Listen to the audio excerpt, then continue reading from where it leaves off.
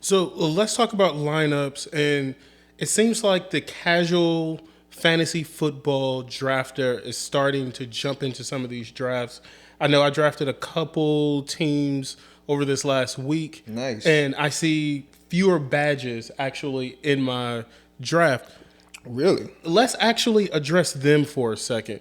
For the casual drafter, um, you know, what exactly are you looking for when you look at fantasy value? Like, how do you determine fantasy value when you're, setting up to get prepared for a draft?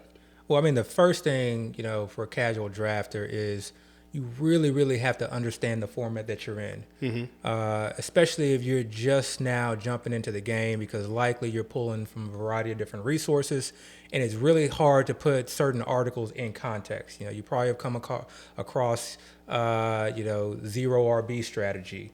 And that may be viable in certain formats where you're starting three wide receivers in a flex, or but in a format like the FFPC, or formats where you only have to start two wide receivers, you don't necessarily have to go that route. And to me, that may be less viable.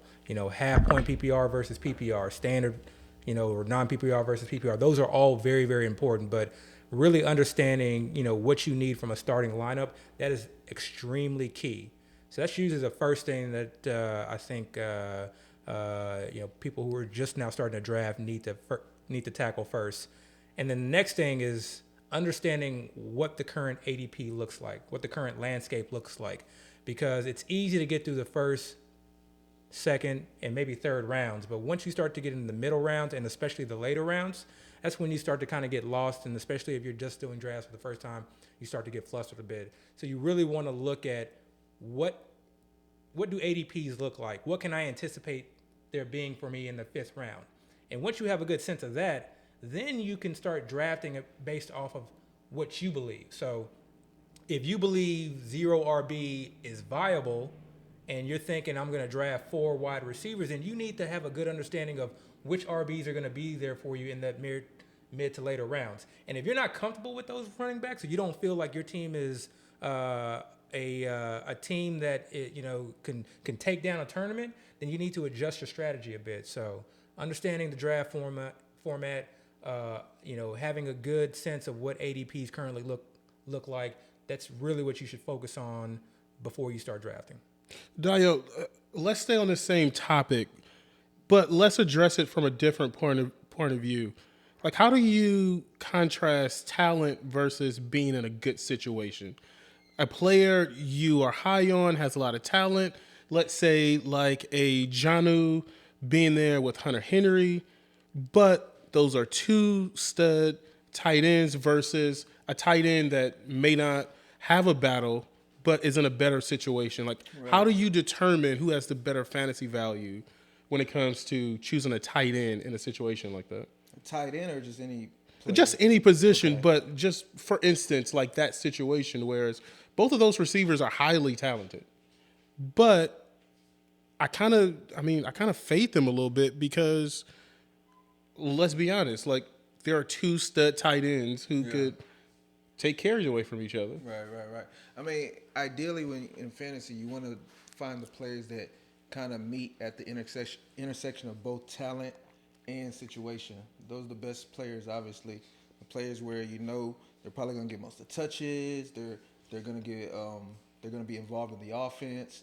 Probably one of the major playmakers for their team. And then also they're the ones that they can take it to the house any moment. They can catch over anybody that defended them. You want players like that. Now, when it gets to the point later in the draft, it starts to kind of split. You kind of have like a fork in the road, kind of like what you're speaking of. You start going down the path of players that have talent, but probably not in the best situation, or players that are in a fairly okay situation, but the talent's not there. For example, you look at somebody like what was I gonna say? The guy that they were talking about this week, Malcolm Brown. Okay, Malcolm Brown, talent wise, is not what you would probably look for. Jag, But below Jag. all of a sudden this week, everybody saw that he was getting those first team reps at running back. His value is now increased. People are not increasing his value because they think he's good. They're increasing his value because the situation improve from where they saw was before, you know? And then you look at another situation where kind of like what you're saying, Jonnu has the talent, but he's splitting work with another tight end. We don't even know if he's splitting. They might both be out there at the same time.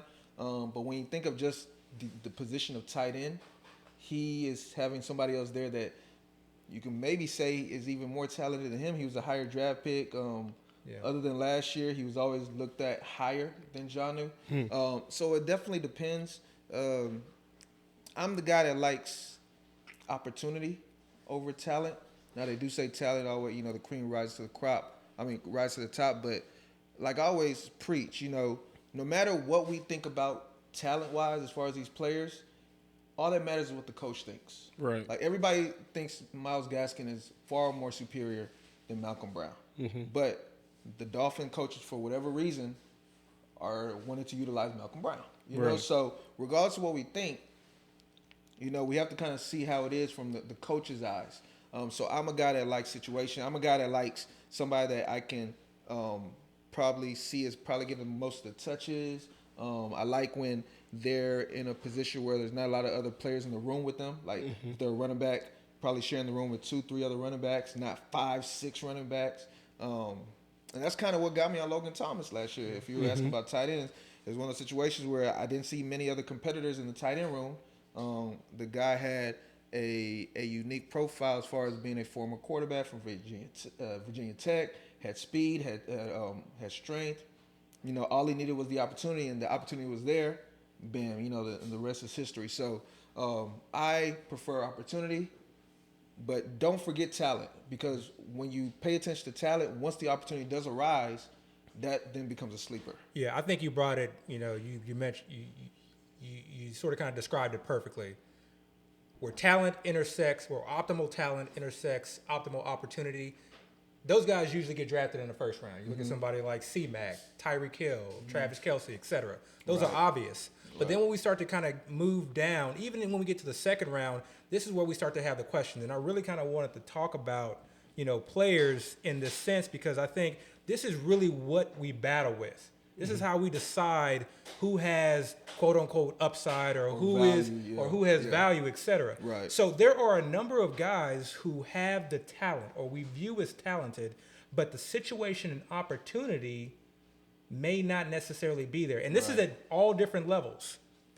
We can start off in the second round. Let's take someone like Antonio Gibson. No one is arguing that Antonio Gibson shouldn't be going in the second round. Okay, I'm not making that argument. You want to take him anywhere in the second round, I'm not going to make that argument. What I will argue, though, is the certainty or this, notion that this is for sure. And I know most people aren't saying for sure, but, he seems to be the darling of 2021 as far as having that very, the potential RB1 overall upside.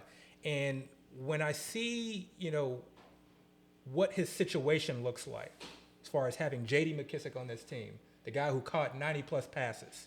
And we do this in fantasy all the time. We gravitate towards the guy that we want to succeed.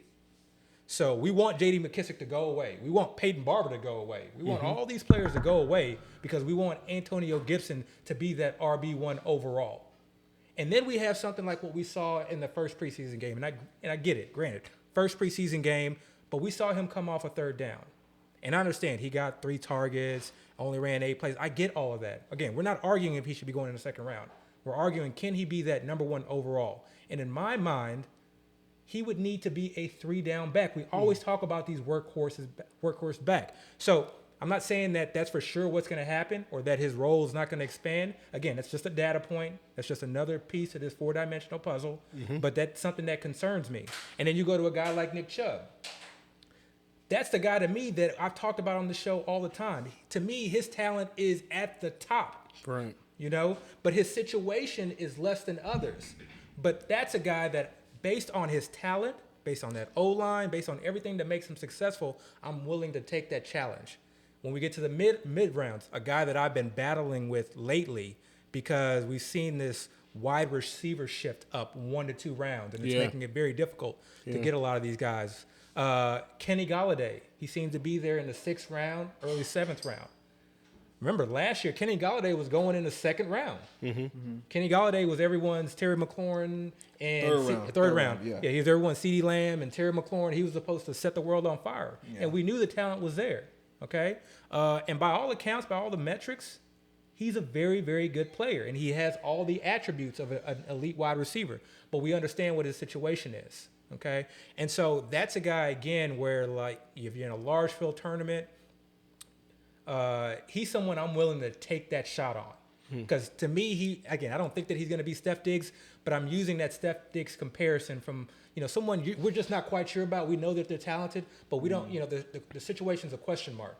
Yeah. But if his situation improves, then that ADP and that value can significantly improve. So as we talk about guys, I think moving forward, we're always going to bring up this idea of talent versus situation and opportunity, and where do they fall on those scales? And that should kind of help us out as far as determining, are we getting a player at value, or is this a player that we want to target, et cetera? Right.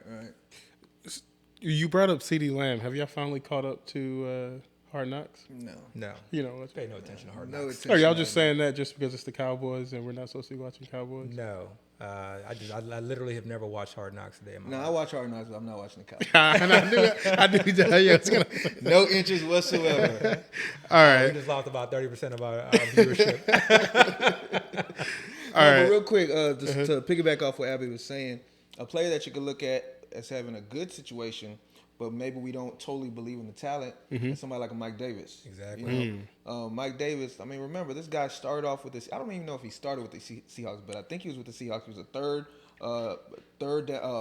third string running back. He then went to the Bears.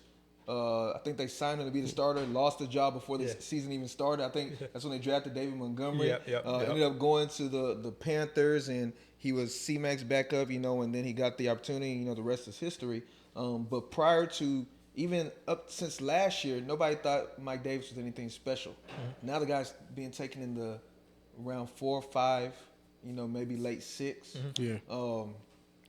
And why is his value that high? Because of his opportunity.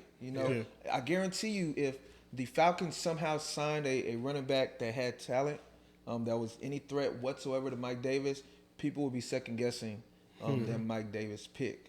While at the same time, if the Panthers added somebody, nobody's going to be nervous about seeing that. And this is important. And this is important because this is why we always preach stay ready. Because none of us were drafting, Myles Gaskin. We're not taking a victory lap because, one preseason game does not dictate or indicate, what the entire season is going to. I anticipate that Myles Gaskin gets the majority of the carries or the more profitable carries, as far as receptions and things like that. I'm not saying don't take them, but one reason why we didn't have a lot of Myles Gaskin is because we really took a deep dive into that situation. We looked at the Malcolm Brown signing. Even though he's a Jag or just below average Jag, we understood that, he's someone. They also added Carlos Hyde. No, what am I saying? Yeah. They Drafted. added Garrett Dokes. Yeah, Dokes. Another rookie running back. And they have Salvin Ahmed on the roster. They like put that, in a man. waiver claim for Carryon Mm-hmm. Johnson Yeah. when the Eagles kind of beat them to it. So you can kind of see And where does this coaching tree arise? Belichick. Yeah, Right, Belichick. right. So Another thing Running is back by the committee. Broncos traded in front of the Dolphins to draft Javonte Williams because they knew or they thought for whatever reason the Dolphins were targeting Williams. Yeah. So you can kind of see they weren't sold Yeah. on Gaskin really being the guy. And this is why I personally don't, buy into this idea of the running back dead zone.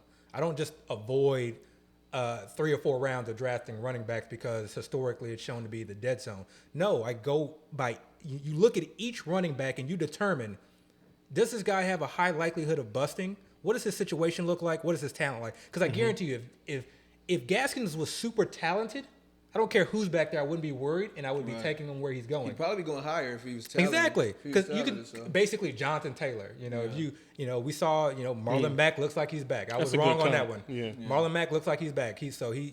But Jonathan Taylor is so much talented that even with Mack, even with Hines, you're willing to take him in the second round for us. But you're willing to take him that high because of the talent. So really understanding each situation. And those running backs, I wouldn't say just completely ignore them. Take a deep dive and figure out who you feel comfortable with. Now, let me add one more thing, then we can move on. Yeah. Like I said, I usually prefer the running backs that have more of the situation, the touch opportunity. But the later I get in the draft, especially in FFPC, when you start talking about round 16 to the end, I'm going with the talent. I'm going with the super high upside. That's how I define upside. Yeah, the super high upside, because those are situations where whatever thing happens, and then those guys end up being in great situations, and then they already have the talent. So it's like you hit the lotto. You don't want a guy that's not talented that ends up getting the job, and you're not even excited about starting him because you think he sucks anyway. So the late rounds, I go with the high talent because that for me is upside. But in the mid to late, I go with more situation.